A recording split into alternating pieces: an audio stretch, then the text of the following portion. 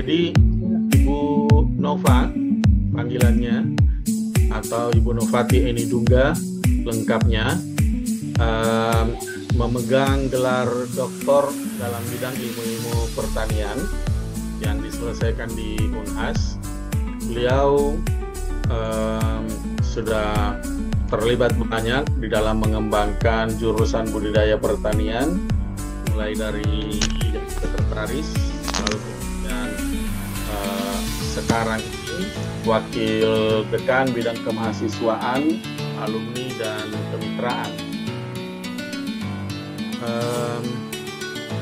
Kayaknya itu 2018 ya, Bu. Beliau juga banyak mengkaji persoalan-persoalan gender dan pembangunan, gender dan equity. Beliau menjadi konsultan gender equality untuk SIDA beberapa kali, menjadi tim ahli gender equality program lingkungan EGSLP juga dibiayai oleh SIDA, dan sekarang menjadi tim ahli untuk tim gubernur untuk percepatan pembangunan di Provinsi Sulsel.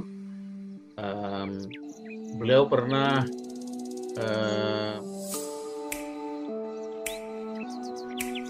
University Kanada untuk exchange graduate scholar. Saya pikir ini melalui program SIDA juga. Lalu juga di Filipina, Taiwan, dan Jerman. Tahun 2009 menerima scholarship sebagai Young Researcher Scholar Asafa Kyoto University, dan di Thailand dengan keahlian beliau sebagai ahli dalam bidang gender equality, menjadi gender equality leader untuk program Waves Recognition. Baik, kali ini beliau akan menyampaikan materi tentang bagaimana peran perempuan di dalam konservasi lingkungan dengan menggunakan kacamata gender. Baik, para hadirin, mari kita sambut Ibu Nova. Saya persilahkan, Bu. Terima kasih, Dr. Rijal sebagai moderator. Bismillahirrahmanirrahim. Assalamualaikum warahmatullahi wabarakatuh. Terima kasih Prof. Imran sebagai Kepala PPLH yang telah memberikan kesempatan pada kami, Bapak, Ibu, serta sebagian juga mungkin ada mahasiswa peserta bincang lingkungan di siang hari ini. Assalamualaikum warahmatullahi wabarakatuh dan salam sejahtera bagi kita semua. Salam. Alhamdulillah, kalau tadi kita sudah mendengarkan dua pembicara sebelumnya yang telah berbincang tentang bagaimana hubungan antara manusia dan lingkungan. Tadi kalau Prof. Awe sudah menyampaikan bagaimana pengetahuan lokal itu bisa membantu dalam mitigasi bencana yang telah disampaikan dengan baik. Lalu tadi Prof. Dr. Amri, insya Allah Tubi, telah menyampaikan juga tentang bagaimana interaksi antara manusia di daerah pesisir. Ya, jadi memang kalau kita lihat siang hari ini, yang menjadi fokus utama itu adalah bagaimana manusia dan lingkungan itu berinteraksi dengan secara harmonis sehingga dapat menciptakan satu keseimbangan yang ada di muka bumi. Nah, topik yang akan saya bawakan hari ini yang menjadi tugas saya itu adalah lingkungan. Secara spesifik saya tentang perempuan dan konservasi lingkungan.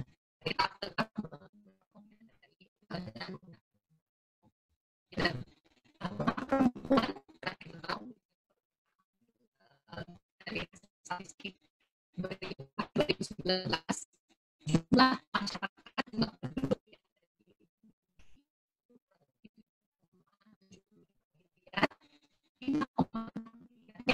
perempuan, sementara laki-laki itu 2,1 miliar. Yang besar di Indonesia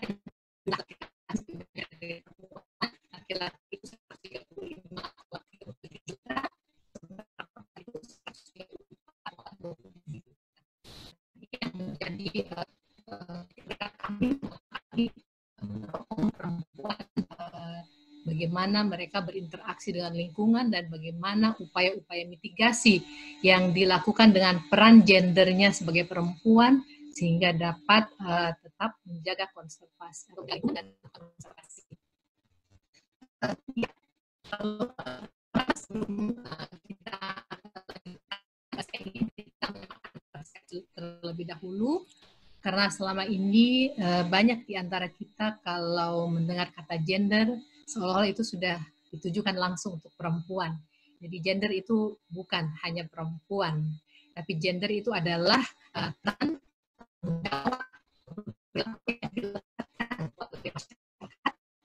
secara sosial pada perempuan maupun laki-laki dalam melakukan kegiatan setiap hari.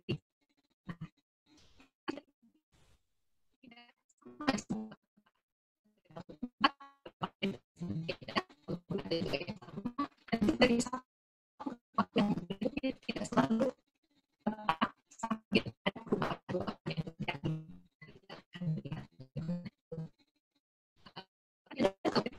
Perempuan itu ada tiga hal yang penting. Dari produktifnya, kalau sebagai peran gender,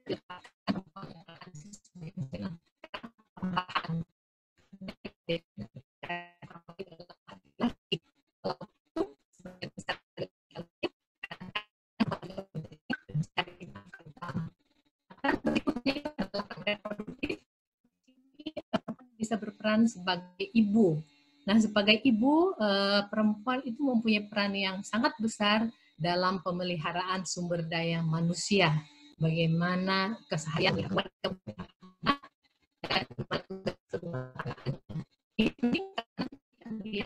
peran-peran ini akan sangat berpengaruh terhadap bagaimana pengetahuan, bagaimana perilaku perempuan dalam hubungannya dengan lingkungan hidup, terutama dalam hal mitigasi.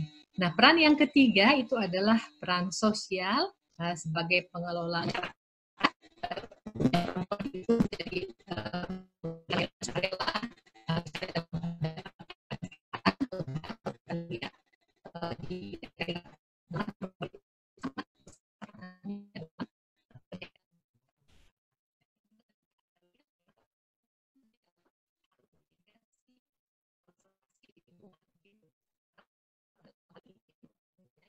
peran yang influencer. Kita teropong yang pertama dulu, peran produktif dari perempuan, dan kira-kira apa nanti yang bisa dilakukan dengan peran-peran produktifnya ini.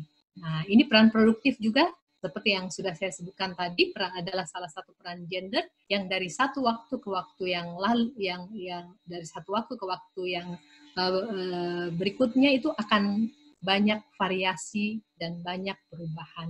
Kalau kita lihat dahulu, untuk Indonesia, perempuan jarang kita lihat, jalan kita temui di ranah produktif. Sekarang kita melihat perempuan dan laki-laki itu sudah hampir bisa memegang peran-peran yang sama di ranah produktif. Apa hal yang nanti bisa menjadi sumbangan perempuan kalau berperan di ranah produktif dalam hal pemeliharaan lingkungan hidup? Itu kita bisa lihat misalnya sebagai orang yang bekerja misalnya di kantor, perempuan juga itu sangat berperan dalam hal penghematan sumber daya alam, misalnya penggunaan listrik, dalam hal penggunaan dalam hal paperless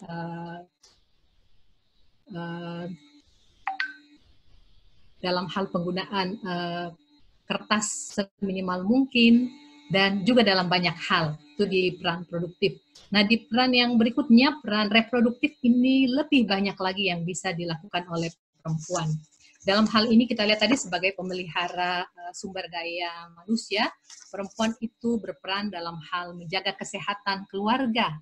Perempuan yang memilih makanan-makanan yang bergizi, perempuan yang tahu akan bagaimana sumber daya alam yang dapat menjadi obat yang baik untuk perempuan. Nah, kita kita lihat di masa COVID seperti sekarang, COVID-19, banyak sekali sumber daya alam dari tanaman-tanaman yang dapat digunakan untuk meningkatkan imun manusia, imun keluarga. Dan pengetahuan ini karena perannya sebagai peran reproduktif itu sangat tinggi dikuasai oleh perempuan. Nah, hal lain lagi juga kalau kita lihat dari peran produktif perempuan di dalam rumah tangga, mereka juga akan sangat punya peranan yang penting mengurangi terjadinya polusi yang ada di dunia ini. Misalnya mereka dapat memilih bagaimana menggunakan produk-produk pembersih di rumah tangga yang ramah lingkungan, bagaimana mereka memilih juga menggunakan energi yang hemat. Nah, jadi hal-hal seperti itu, peran-peran seperti itu menjadi sumber partisipasi perempuan dalam hal konservasi. Nah, mereka juga menjadi pendidik utama kalau kita dengarkan, kalau kita biasa dengar bahwa perempuan itu sebagai guru, sebagai madrasah pertama dari anak-anak. Nah, disinilah perempuan, pentingnya pengetahuan perempuan dalam hal konservasi lingkungan, menanamkan sifat-sifat ini, menanamkan pengetahuan ini kepada anak dan keluarganya. Bagaimana mereka melakukan penghematan air, listrik, dan lain sebagainya. Saya juga sangat teringat dengan peran dari ibu saya. Dari ibu saya itu kami dari dulu memang sudah ditanamkan bagaimana betul-betul selalu memelihara kebersihan lingkungan. Tidak membuang sampah sembarang. Mengambil secukupnya yang kita bisa habiskan dalam hal makanan. Jadi karena ini juga penting, karena kita bahkan lihat kalau ada pesta-pesta pernikahan misalnya, atau bahkan pesta-pesta adat, ataupun pertemuan-pertemuan ilmiah, biasanya kita lihat banyak sekali makanan-makanan yang tersisa. Nah, kalau kita hubungkan juga dengan Sustainable Development Goals, itu sebenarnya saya jadi teringat apa yang disebutkan oleh Mahatma Gandhi, bahwa sumber daya alam ini sebenarnya cukup untuk semua makhluk, tapi tidak cukup untuk mereka yang serakah. Nah, kadang-kadang kita terlalu serakah mata, mau ambil ini, ambil itu, ambil ini, lalu sebenarnya kemampuan kita untuk mengkonsumsi itu sangat rendah.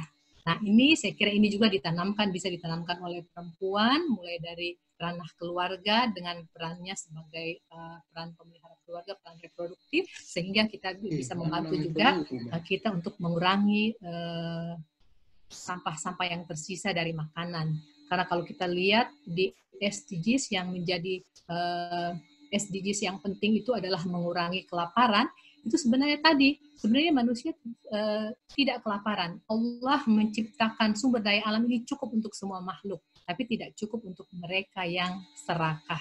Nah, ini yang perlu ditanamkan mulai dari tingkat rumah tangga, agar supaya anak-anak kita terbiasa mengambil secukupnya, memandang bahwa hidup sederhana, akrab dengan alam itu adalah hal yang sangat penting kalau kita ingin tetap menjaga keseimbangan di dunia. Jadi seperti itu antara lain yang bisa disumbangkan oleh perempuan melalui peran reproduktifnya.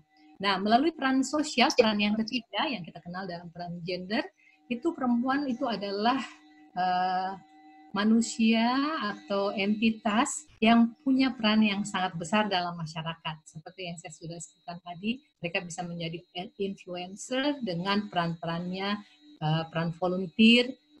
Kalau kita lihat juga pada saat terjadi bencana alam, itu banyak sekali juga perempuan yang punya peran yang besar, dan kebanyakan pandangan mereka lebih luas. Apa yang dibutuhkan oleh anak-anak, apa yang dibutuhkan oleh perempuan, oleh laki-laki, oleh orang tua, itu perempuan lebih banyak, lebih luas pandangannya. Misalnya, perempuan tahu bahwa pada saat bencana alam terjadi, yang harus kita sediakan bukan hanya mengirim mie instan dan lain sebagainya, tapi kita harus memperhatikan bahwa ada juga anak-anak bayi, kita mengirimkan makanan anak bayi dan lain sebagainya. Untuk orang tua juga seperti itu. Dalam hal pakaian juga, pakaian perempuan dan laki-laki itu sangat berbeda. Perempuan itu memerlukan banyak pakaian-pakaian tambahan yang perlu disediakan, terutama pada saat mereka berada dalam kondisi bencana alam. Nah, ini peran sosial yang sangat penting perempuan sebagai influencer, dan sebagai influencer mereka juga bisa menyampaikan hal-hal tersebut kepada lingkungan sekitarnya. Nah, tadi kita bicara tentang bencana alam dan sebagainya, sebenarnya kita tidak perlu terlalu pesimis. Karena kalau kita lihat di dalam Al-Quran, itu Allah sudah selalu berulang kali mengatakan bahwa bumi ini diciptakan Allah dalam keadaan seimbang. Kalau kita lihat di surat yang ke-55, itu di situ disebutkan juga bahwa Allah telah menciptakan bumi ini dalam keadaan seimbang dan menganjurkan kepada manusia jangan mengurangi neraca keseimbangan yang telah diciptakan. Lalu di Al-Quran juga surat ke-67, surat Al-Mulk, di situ Allah juga menyampaikan juga tadi bahwa Allah telah menciptakan bumi berlapis-lapis dan telah menciptakan segala sesuatu secara seimbang. Kita berkali-kali disuruh melakukan pembelajaran kauniyah dan kauliyah untuk melihat bagaimana besarnya ciptaan alam, besarnya ciptaan Allah. Dan bahkan pada diri kita sendiri, kalau kita amati betapa besar keseimbangan yang diciptakan oleh Allah dalam penciptaan kita sebagai manusia. Dan insya Allah kalau kita memegang hal-hal tersebut, kita tentu tetap bisa melakukan hal-hal yang berhubungan dengan pemeliharaan lingkungan. Di Al-Quran juga sudah disebutkan bahwa Allah menciptakan manusia itu tidak sia-sia. Manusia bahkan dijadikan Allah sebagai wakilnya di muka bumi ini. Ya, nah hanya yang kena bisa terjadi bencana dan lain sebagainya karena tadi kita kurang mengkaji atau mengaji bagaimana sebenarnya penerapan amanah yang diberikan Allah kepada kita. Dan ini sekali lagi sebagai madrasah fil ulah, ini perempuan sangat besar peranannya dalam menerapkan hal-hal ini kepada anak-anaknya. Mulai tadi dari penghematan air, penghematan energi, penghematan sumber daya alam yang ada di lingkungan, dan melakukan kegiatan-kegiatan 3R misalnya, recycling, reuse, dan reduce. Ya, bagaimana kita bisa mengurangi hal-hal yang tidak penting, mengurangi sampah plastik dan lain sebagainya. Ya, ini saya juga mengutip dari Al-Quran surat Hud, itu seluruh makhluk hidup yang bergerak di bumi ini termasuk manusia telah dijamin rezekinya oleh Allah. Jadi sebenarnya kita tidak usah khawatir makanan, kita bisa bernafas dengan baik, kita bisa minum dengan baik, sepanjang tidak ada golongan manusia-manusia yang serakah. Seperti kata Mahatma Gandhi tadi, bumi ini cukup untuk memenuhi kebutuhan kita semua, namun tidak cukup untuk memenuhi keinginan segelintir kecil manusia yang serakah. Dan sekarang kita sudah bisa lihat bukan cuma segelintir, tapi bergelintir-gelintir orang yang serakah, yang mau menguasai segala sesuatu, yang mau menguasai lebih banyak, tidak mau berbagi, padahal yang dia butuhkan itu cuma sedikit. Pakaian cukup sepasang, makan paling banyak 2 piring, dan tidur cukup berbaring di dalam satu tempat tidur kurang lebih. Nah, tadi sudah saya sampaikan juga bahwa manusia sebagai khalifatul fil ardi itu harus menyeimbangkan perilakunya. Karena kita semua sebagai manusia telah diperciki sifat-sifat Allah, ya. Ada sebagai penguasa dan juga ada sebagai pemelihara. Nah, ini yang harus kita seimbangkan. Bagaimana kekuasaan kita bisa tetap seimbang dengan sifat-sifat memelihara. Dan sekali lagi itu bisa diajarkan mulai dari tingkat yang paling kecil dari masyarakat, yaitu tingkat rumah tangga, dan sekali lagi yang berperan paling penting di sini adalah perempuan. Tapi bukan berarti laki-laki tidak ada perannya. Karena seperti yang saya sudah sebutkan tadi, peran gender itu bisa bergeser, berubah dari waktu ke waktu. Kalau zaman dahulu kita lihat, kalau yang bicara masak-memasak, pasti itu tugasnya perempuan. Tapi sekarang kalau kita lihat di media, master chef yang handal itu kebanyakan dari pihak laki-laki. Ya, jadi bukan berarti hanya perempuan yang bisa melakukan ini, tapi kita semua sebagai manusia dapat melakukannya. Dan jalan dengan apa yang telah menjadi tujuan dari pembangunan berkelanjutan, Sustainable Development Goals. Saya suka sekali membaca tentang itu karena saya jadi teringat akan Bapak lingkungan kita yang sangat memperhatikan dan menjadi salah seorang pemantik munculnya pembangunan yang berkelanjutan, yaitu Prof. Emil Salim. Nah, di pembangunan yang berkelanjutan itu disebutkan bahwa prinsipnya bahwa pembangunan berkelanjutan ini tidak boleh ada yang tertinggal. Jadi tidak boleh ada ketimpangan, perempuan, laki-laki, semua yang marginal, itu semua harus sama-sama dapat menikmati itu. Dan sekali lagi ini semua bermula dari rumah. Saya kira sebagai pemantik demikian dulu, insya Allah kita bisa lanjutkan dengan diskusi. Wabillahi taufiq wal hidayah. Wassalamualaikum warahmatullahi wabarakatuh. Waalaikumsalam.